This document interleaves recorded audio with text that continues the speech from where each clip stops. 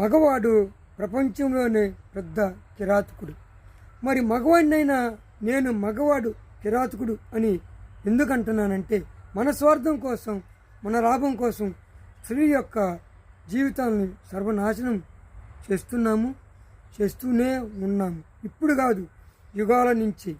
ఆ యుగాల నుంచి మరి స్త్రీల యొక్క జీవితాలు ఎలా మనం మగవాడు సర్వనాశనం చేశాడో మీకు కొన్ని వివరిస్తాను.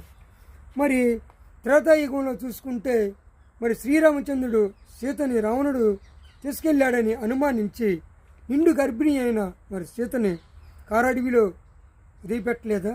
మరి అది స్త్రీకి మగవాడు చేసిన అన్యాయం కాదా?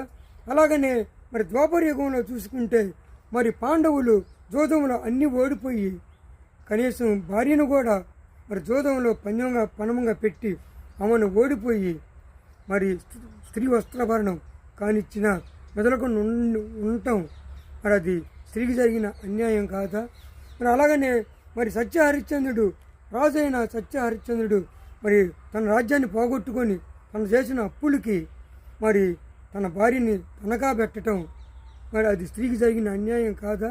మరి కలియుగంలో వచ్చేసరికి మన స్వార్థం కోసం మనం మా మద్యానికి బానిసయ్యి మరి ఇంటికి వచ్చి భార్యని కొట్టడం, తిట్టడం, అనుమానించి చంపటం మరి స్త్రీకి జరిగిన అన్యాయం కాదా?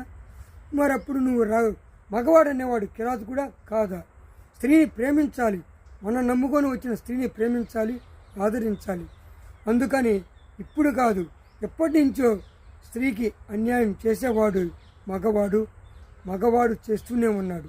మరి వీడియో కనుక నచ్చితే లైక్ చేయండి, షేర్ చేయండి, సబ్స్క్రైబ్ చేసుకోండి. Good bye.